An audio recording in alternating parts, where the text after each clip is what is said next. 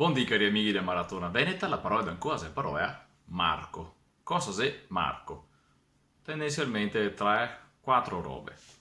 Prima di tutto, da Veneti, Marco è il nome Marco, che è anche il nome del nostro santo protettore da quanti secoli. E dopo, oltre al nome proprio, che è di origine latina, ma ovviamente adesso vediamo che se Marco è anche il verbo marcar, mi marco, che vuol dire segnar, ma anche segnare, no? Non so, per esempio, su internet, può darissimo, quando dovremo il computer, può darissimo doparare la funzione segna email come già letta, per esempio, in italiano, come marca o fa già l'esesto, no? Perfetto. Marca o fa già letto, se vogliamo.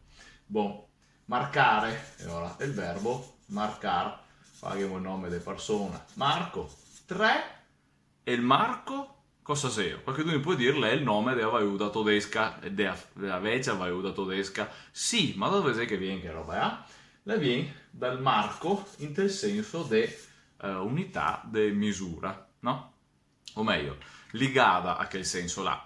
Come che, per esempio, anche la parola lira la veniva da una unità di misura, la libra. Perfetto. E allora, Marco Corsaseo, oltre a essere un sistema di misura, mi ricordo che è anche il nome generico, e ora lo mettiamo qua, del marco, che è in realtà il peso.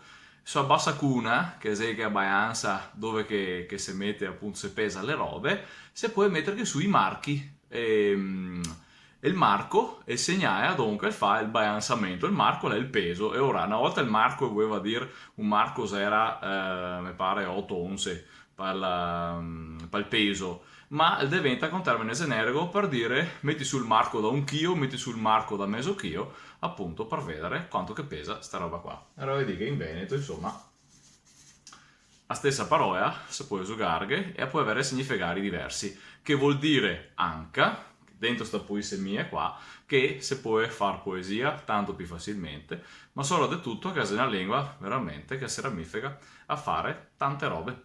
E essendo noi altri in un sistema di lingua neolatina, ma anche tanto vicino al mondo germanico, che abbiamo i paesi europei che tutti, dopo che abbiamo di specificazione alla latina, delle volte che manca di specificazione alla germanica, per capirsi.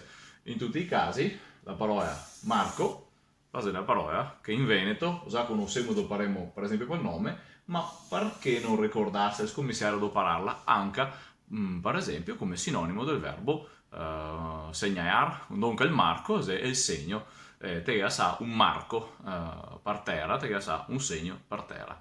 Va bene? Boh, abbiamo fatto l'episodio ancora della nostra maratona veneta, maratona parla lingua veneta, potremo siamo già a 62, ci vediamo domani con un altro episodio della nostra maratona del 100 video per la lingua veneta. Ciao ciao ciao!